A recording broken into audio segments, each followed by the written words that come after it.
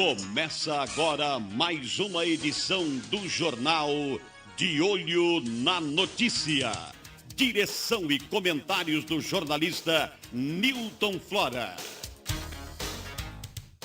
Oi, gente. Hoje quero chamar a atenção dos aposentados que ainda estão na ativa e aqueles que já estão em casa descansando. E, em especial, os que ganham um pouco mais do que o salário mínimo, que é atualmente de R$ 788. E a presidente Dilma Rousseff assinou medida provisória que estabelece regras para o reajuste do salário mínimo até 2019. Dessa forma, cerca de 9.800.000 de segurados que ganham atualmente um pouco mais do que o salário mínimo atual, que é de R$ 788, não foram contemplados com essa medida, que assim exclui, vamos repetir, 9.800.000 aposentados que são segurados do INSS da política de valorização do salário mínimo por 4 anos. Pois é, ainda tem gente que não entendeu porque 1 milhão de brasileiros estiveram na Avenida Paulista no último dia 15 de março. Muita gente protestando contra o governo de Dilma Rousseff. E no programa de hoje, Alexandre Loloyan, economista do SEAD, falando do índice de emprego e desemprego na pesquisa da região metropolitana de São Paulo. Joaquim José da Silva Filho estará presente explicando o que são as súmulas do Tribunal Superior do Trabalho. E abrindo o programa, a participação do Dr. Edson Ferreira da Silva, que é o novo presidente do Sindicato das Santas Casas de Misericórdia e Hospitais Filantrópicos do Estado de São Paulo. Então vamos com o Dr. Edson na abertura do nosso programa de hoje. E nós vamos conversar agora com o Dr. Edson Ferreira da Silva, ele que é o novo presidente das Santas Casas de Misericórdia do Estado de São Paulo e dos hospitais filantrópicos. Dr. Edson, como é que está a saúde do Brasil? Nilton, primeiramente queria agradecer a oportunidade de estar aqui conversando contigo. Eu acho que, fundamentalmente, a gente tem que dar uma pequena explanação do que é esse sistema de saúde hoje e qual é a realidade das Santas Casas. Primeiramente, dentro do processo do sistema de saúde, a gente tem os programas de saúde de família, que são equipes que vão bater na casa da população para identificar o diagnóstico dessas pessoas, se existe lá idosos, se existe lá pessoas gestantes, se há necessidade de algum acompanhamento. Feito esse diagnóstico, que a gente chama de levantamento epidemiológico, essas pessoas, em determinadas situações, elas são encaminhadas para um posto de saúde, que nós chamamos posto de saúde.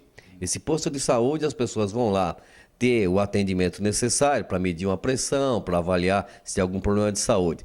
Se existe a necessidade de um acompanhamento mais específico, que elas são encaminhadas para os ambulatórios, que hoje a gente tem AME, que é os ambulatórios municipais, e, no caso, os AMAs, que são municipais, AMEs, que são estaduais. Detectada a situação dentro desses ambulatórios, ele é encaminhado para o hospital em caso de um acompanhamento específico. O que acontece hoje? Dentro dos mais de 5.500 municípios que a gente tem no Brasil, hoje, para aproximadamente 52% desses municípios, o único estabelecimento de saúde que existe são os hospitais filantrópicos, a Santa Casa. Então, em alguns municípios, o único estabelecimento que dá atenção à saúde à população é a Santa Casa. E elas hoje atravessam uma fase muito difícil de sobrevivência com relação ao próprio custeio para bancar não só os empregados, mas também para poder dar continuidade a esses atendimentos. Agora, então, há uma necessidade urgente aí da união de todas as Santas Casas do Estado de São Paulo, não é, doutor Edson? Esse é o nosso objetivo, né? Nós viemos aqui, eu estou aqui há 5 meses na presidência do Sindicato das Santas Casas do Estado de São Paulo, que inclui não só as Santas Casas, mas os hospitais beneficentes também, com o objetivo único de fazer com que essas entidades sejam unidas para que elas possam demonstrar qual a força do terceiro setor. Porque se essas entidades elas não se agregarem e demonstrar qual a importância dela para o país, não vai haver daqui a algum tempo assistência à população mais carente. Nós sabemos que todas as santas casas, independente de qualquer juízo mais crítico aí, não é? Todas as santas casas estão com o pires na mão, não é? Agora o governo federal está dando aí uma colher de chá para os clubes de futebol, não é? que tem dinheiro rodando a rodo aí, e as santas casas não tem nada. Como é que a gente entende isso, doutora? A saúde da população não é atendida. Os gols dos jogadores de futebol são premiados pelo governo federal. Mas o pior de tudo isso é que politicamente. Então, essa reivindicação das Santas Casas ela já vem há algum tempo, né? Nós já vemos há muito tempo reclamando ao governo a possibilidade de haver uma ajuda para as Santas Casas, né? Se questiona muito hoje sobre a questão da gestão profissional, de que as Santas Casas elas não têm gestão. Pelo contrário, eu acho que elas têm uma gestão, até porque fazem milagre com os próprios custos. Agora, uma posição igual essa, que recentemente agora houve o aumento triplicado, né, para os partidos políticos, para custear os seus respectivos partidos, e agora mais, com a questão da ajuda para os clubes de futebol, para que eles possam financiar os seus débitos com o próprio governo, é realmente muito triste.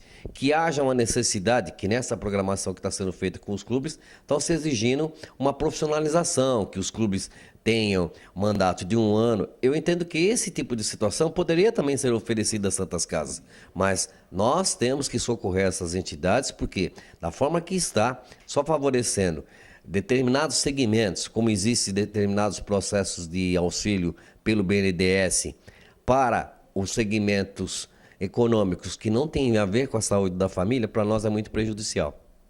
Agora, doutora, nós acompanhamos há muito tempo o caso da Santa Casa de Misericórdia aqui de São Paulo. E eu tenho um carinho todo especial, porque eu, quando garoto, com 5 ou 6 anos, eu fui submetido a uma operação atrás da perna direita, que tinha um quistozinho no pavilhão Fernandinho Simons, que é dedicado às crianças, né? E fui atendido maravilhosamente bem. E agora que o pessoal não tem verba suficiente para poder trabalhar sossegado, qual vai ser a sua atuação nesse caso, que eu conheço muito bem e sei do seu respeito a todas as Santas Casas, não só aqui de São Paulo, como do interior? Foi aberto um processo de sindicância nas Santas Casas para apurar essas irregularidades, né? Como você sabe, eu fiz parte, inclusive, da gestão da Santa Casa há algum tempo atrás. Mas, embora esteja acompanhando todos esses fatos, alguns dados que são colocados em processos na mídia não correspondem à realidade, né? São algumas coisas exclusivamente para instigar a população, dizer que há uma má gestão, e quando na realidade existem alguns pontos que são administrativos e alguns pontos políticos. Se porventura não houver uma interferência, tanto por parte do Ministério Público como da Secretaria de Saúde, tanto do governo municipal, estadual e federal, a Santa Casa, que é o maior hospital filantrópico do estado de São Paulo, tende a fechar. Agora, existe um sistema de verbas para a Santa Casa, vamos falar daqui, por enquanto, da casa aqui de São Paulo, de que a verba que vem do governo federal tem que passar primeiro pelo governo do estado para depois ir para a Santa Casa. Por que não vai direto para a Santa Casa? Porque aí, o que acontece é o seguinte, Nilton, existe dentro desse processo de custeio para as entidades filantrópicas, alguns repasses que são feitos diretamente para a entidade e outros que são feitos diretamente para o estado. Nesse caso específico da Santa Casa, é feito para o Estado, para que ela custeie os benefícios, né? O que ocorre na prática, muitas vezes, é que em determinados municípios, esse repasse é encaminhado para o município e o município não repassa para a Santa Casa. Então, essas situações, elas ficam realmente difíceis para se fazer a gestão financeira da unidade. Quer dizer, as prefeituras desses municípios, o prefeito segura a verba para ele e não para a Santa Casa. Não podemos dizer que ele segura para ele a verba, né? Mas na realidade ele não administra, de fato, o custeio dessas verbas para fazer subsídio para as entidades que são de prestação de serviço de saúde. Usa esses recursos para outros tipos de situações, outros investimentos, né? Que não são necessários, e sim a prioridade hoje, que é saúde, educação e segurança.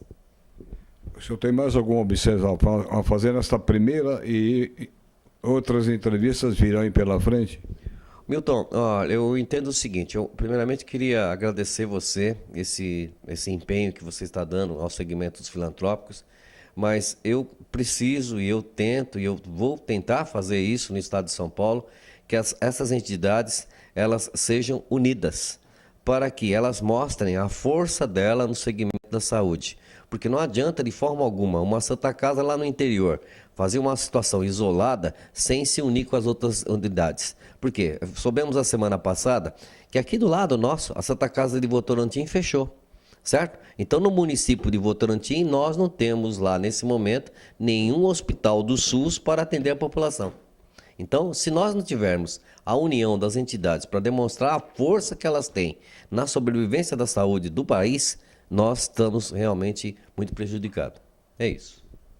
O nosso programa tem um nome sugestivo e o título é nosso, De Olho na Notícia, que eu coloco à disposição aqui da Santa Casa de Misericórdia de São Paulo, já que o senhor absorve todas as outras Santas Casas do interior para que a gente possa ajudar naquilo que for preciso.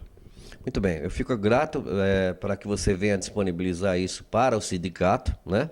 Porque o sindicato não representa só a Santa Casa de São Paulo, ele representa todas as Santas Casas do estado de São Paulo. E agradeço muito essa sua disponibilidade. Muito obrigado. E nós temos aí um site também que será oferecido a vocês aqui da Santa Casa de São Paulo para que os do interior possam saber o que vocês estão fazendo aqui e o que eles estão fazendo lá. Muito obrigado, Milton. Eu agradeço mesmo e vamos tentar ver se a gente consegue fazer uma parceria importante para a gente divulgar essa situação das Santas Casas. Isso aí, gente, foi o Dr. Edson Ferreira da Silva, que é o novo presidente das Santas Casas de Misericórdia do Estado de São Paulo e dos hospitais filantrópicos, falando mais uma vez aqui no De Olho na Notícia pela TV Aberta São Paulo, canal 9 da NET e 186 da Vivo. E mais uma vez comparece em nosso programa de Olho na Notícia o Dr. Joaquim José da Silva Filho, secretário-geral aqui do SINSAUDESP, Sindicato Cidadão. E hoje eu quero lhe perguntar, Dr. Joaquim, as súmulas do Tribunal Superior do Trabalho estão sendo obedecidas pelas empresas? O que são essas súmulas? Na verdade, existem súmulas de todos os tribunais. Súmulas são verbetes oriundos de decisões reiteradas numa mesma direção. Por exemplo, o juiz decide que aquela cor é azul. Depois, vários juízes decidem também que a cor do céu é azul. Então, aquilo vira uma jurisprudência que não precisa mais nenhum tipo de julgamento. Então, quando decidir qual é a cor, é azul. Então, nós temos várias súmulas de vários tribunais. Na área trabalhista, o principal tribunal, que é o TST, Tribunal Superior do Trabalho, periodicamente ele edita várias súmulas e eu queria falar sobre algumas súmulas dessas. Nós podemos dizer que elas, de certa maneira, são até vinculantes, elas vinculam as decisões de primeiro grau. Mas existem também as súmulas do Supremo Tribunal Federal que são também súmulas vinculantes, principalmente. É isso. Doutor Joaquim, então vamos falar sobre participação nos lucros. Participação dos lucros foi agora matéria sumulada na súmula 390 pelo TST. E ela diz, antigamente tinha essa dúvida, a pessoa que sai no decorrer do exercício fiscal, ela tem direito a oferir o lucro ou o resultado positivo do PLR? Então essa súmula veio definir essa questão. Sim. Mesmo os empregados que se demitem ou são demitidos no período fiscal que apurou aquele PLR, devem fazer parte, sim, devem receber, mesmo que proporcionalmente, os resultados e os lucros positivos daquele programa de participação no lucro e resultado. Mas, acima de tudo, eu até queria complementar que o PLR, que é a implantação de um programa de participação no lucro e resultado, ele é obrigatório, porque ele consta na Constituição Federal. A Constituição Federal diz que é um direito do trabalhador. Muitas empresas acham que é facultativo, eu faço se eu quiser. Não, não é bem assim. O sindicato está fazendo uma campanha para as empresas que não aderiram ainda ao PLR que o faça, sob pena da gente cobrar isso na justiça. Grandes empresas, importantes empresas já aderiram, vêm aqui ao sindicato espontaneamente para estipular, para adotar o PLR. Isso é muito importante para nós. Algumas empresas mesquinhas que não respeitam seus trabalhadores querem passar longe do PLR. Só querem auferir o lucro para eles. Quando é prejuízo, aí sim ele chama o trabalhador para repartir. Eu gostaria também que o senhor falasse sobre a jornada de 12 por 36, porque o trabalhador aí que pode trabalhar em um outro horário pode estar sendo prejudicado. Perfeito. Essa matéria ela veio numa boa hora a ser regulamentada pela súmula 444 do TST. Essa matéria diz, primeiro, que a jornada é legal. Antigamente tinha essa dúvida. Será que essa jornada é legal de 12 por 36? É legal. E determina, certo, de forma definitiva, de que a pessoa que trabalha nessa jornada de 12 por 36, se recair num feriado, esse feriado trabalhado deve ser pago em dobro. E não se aceita, não estamos falando aqui de compensação de mais uma folga. A súmula, ela determina definitivamente que deve ser pago em dobro. Então, atenção trabalhadores que atuam na jornada de 12 por 36. Se na sua escala recair em algum feriado, esse feriado deve ser pago em dobro. Agora, doutor Joaquim, vamos aproveitar e falar então também do adicional noturno, né? O adicional noturno, como a gente sabe, no direito do trabalho, o período noturno é aquele compreendido entre 22 horas de um dia até 5 horas da manhã do outro dia. Então diz que tem que ser pago o adicional noturno nesse período. Contudo, essa jurisprudência que está na súmula 60, Newton Flora, diz que se a pessoa trabalhar mais do que as 5 horas da manhã, também esse período deverá ser considerado noturno. Por exemplo, na própria jornada de 12 por 36, normalmente a pessoa trabalha das 7 da noite de um dia até 7 da manhã do dia seguinte. Então, o período noturno é até 7 horas da manhã desse dia seguinte, e não só até 5 horas. É o que determina a súmula 60 do Tribunal Superior do Trabalho. A súmula 171 fala em férias. Então, esclareça o que é essa súmula para os trabalhadores da saúde. Então, essa súmula vai confirmar o que já está na CLT, no artigo 129 e seguintes da CLT. Diz, primeiro, olha as regrinhas. Primeiro, para sair de férias, o empregado deve ser avisado com 30 dias de antecedência. 30 dias. Ele não pode dizer, o chefe chega lá e dizer para ele, olha, você vai sair no mês que vem, amanhã ou depois da manhã. Não pode. Ele tem que dar 30 dias de prévio aviso para que o empregado saia de férias. E segunda regra, fundamental, antes dele sair, 2 dias antes dele sair, o dinheiro tem que estar depositado na conta. Então, se eles vão sair de férias no dia 5 até o dia 3, esse dinheiro tem que estar depositado. Se não for assim, se a empresa descumprir essa regra, ela terá que pagar essas férias em dobro. Em dobro. Então, basta o funcionário, o trabalhador, comprovar essa questão e vir aqui no sindicato que a gente encaminha tudo. E se não quiser pagar por bem, nós vamos ajuizar uma ação trabalhista no momento adequado. Bem, doutor Joaquim, nós focalizamos aí várias súmulas importantes. O senhor tem mais alguma coisa a falar a respeito da proteção do trabalhador na saúde? Perfeito. Dizer que essas súmulas é de cumprimento obrigatório. A gente pode até dizer assim, a empresa que preza o seu patrimônio, ela cumpre, certo, o enunciado dessas súmulas na sua política de salário, na sua política trabalhista. Porque súmula, no fundo, ela tem força de lei. Essa súmula ela deve ser seguida na primeira instância, na segunda instância, porque já é uma matéria sumulada, discutida reiteradas vezes. A empresa que diz, não vou cumprir a súmula porque não é lei, ela não está prezando o seu passivo trabalhista, o seu patrimônio trabalhista. Ela, com essa decisão que eu posso dizer irresponsável, ela está criando um futuro passivo trabalhista. Então, é importante dizer aqui para o trabalhador e até para as empresas, as súmulas tanto do TST, que é um tribunal superior, e como também do Supremo Tribunal Federal, devem ser cumpridos pelas empresas. As empresas devem seguir os enunciados que determinam essas súmulas. E você, trabalhador, caso tenha alguma dúvida, nós estamos publicando também no nosso site e no nosso Facebook, no nosso perfil, certo? A relação dessas súmulas que nós falamos agora, para você tê-las em mão. E quando precisar de alguma dúvida mais, vem aqui no sindicato falar conosco. Nós estamos à sua disposição.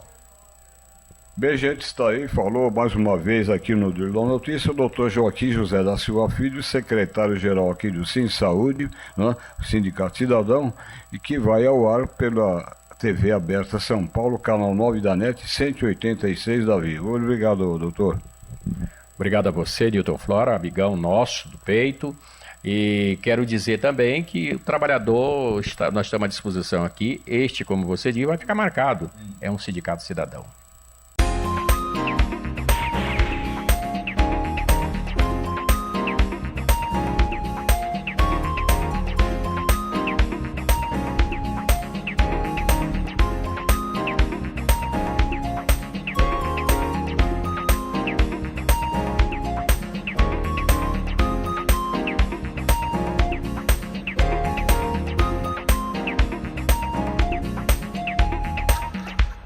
E nós vamos conversar hoje com o Alexandre Loloyan, ele que é o economista do CIAD, e ele vai falar para a gente como é que se comportou o índice de desemprego e emprego na região metropolitana de São Paulo, tendo em vista aí a atual situação política do país. Olha, Newton, aqui na região metropolitana de São Paulo, os dados referem-se a fevereiro, né? A taxa de desemprego aumentou de 9,8 para 10,5, o que não é novidade, né? Nesse início de ano, você que nos acompanha há muito tempo, sabe que sempre há um aumento da taxa, né? E o motivo do aumento da taxa foi que houve uma diminuição do nível de ocupação, né? As empresas demitiram gente, não há nada absurdo, menos 0,4%, né? Mas também um fato que agravou a taxa foi que mais gente se apresentou ao mercado de trabalho, né? Então a PEA aumentou, então mais gente foi procurar emprego para ver se conseguia. Então a conjugação de menos vagas e mais pessoas procurando trabalho fez com que o estoque de desempregados subisse em 80 mil pessoas, né? E essa efeito na taxa de 9,8% para 10,5%. E quais os setores que foram mais atingidos? Parece que a construção está em primeiro lugar, né? A construção vem apresentando um sinal muito ruim desde o final do ano passado, assim como a indústria, mas nesse mês de fevereiro a construção também cai e a indústria permaneceu praticamente igual, pequena variação, mas quem também diminuiu a ocupação foi os serviços, que era o setor que vinha sustentando o nível de ocupação aqui na região metropolitana de São Paulo, né? Então, a coisa só não foi pior porque o comércio deu uma pequena melhorada. Tinha já feito um ajuste muito forte e aumentou um pouco o nível de ocupação agora do comércio. Agora, Alexandre, você como economista, eu gostaria que você comentasse. O PMDB ameaça aprovar o ajuste fiscal e os alvos são as dívidas municipais e estaduais. Eles acham que também a taxação da folha salarial. Se não for como o PMDB quer, eles vão atrapalhar a aprovação do ajuste fiscal. Olha, essa é uma discussão, é a discussão do momento, né? Os resultados da economia e das contas do setor público ano passado foram muito ruins e há um consenso que há que ter esse ajuste que está sendo feito, está se tentando fazer agora com essa nova equipe, né? Houve algumas iniciativas já no final do ano passado, de retirada de isenções tributárias, de benefícios fiscais, mas também com uma inserção forte em restrição do acesso ao seguro-desemprego, a bônus salarial, a coisa das pensões também, né? Isso está gerando uma discussão, e o que é normal, né? Porque o Congresso, Câmara e Senado estão exigindo por parte do Executivo discutir as medidas que estão sendo apresentadas. Eu acho que é um fato normal da democracia, e a questão é negociar quais são os limites. A novidade que você anunciou, até que foi coisa de ontem, não é? Foi que a Câmara, não o Congresso ainda, mas a Câmara aprovou uma medida legislativa que obriga, ou induz, ou exige do Executivo a regulamentação de uma lei aprovada no ano passado ainda, que modifica os indexadores das dívidas dos estados e municípios. Essa dívida foi repactuada lá na época do real, do início do real, né? E tinha um indexador que é muito alto, é o IGPDI, que é um indexador muito alto, e ele vinha, os estados e os municípios pagavam a dívida e tinham uma dívida aumentada, né? Então houve agora, o ano passado, esse acerto, que as taxas vão ser a Selic ou o IPCA, o que for menor inclusive, né? O que é bom, né? Porque os estados e municípios vão ter mais recursos para investir naquilo que a população mais precisa. Quem sabe o que a população precisa são os estados e mais ainda os municípios, menos o governo federal, né? Então, eu acho que é uma medida saudável, houve acordo, mas aparentemente o Executivo estava protelando, né, a implementação dessa lei, né, e o Congresso agora, aparentemente, está tentando repactuar e exigir uma celeridade maior na execução da lei que foi aprovada já o ano passado. Obrigado, então, ao economista aqui do SEAD, o Alexandre Loloian. Obrigado. Eu que agradeço.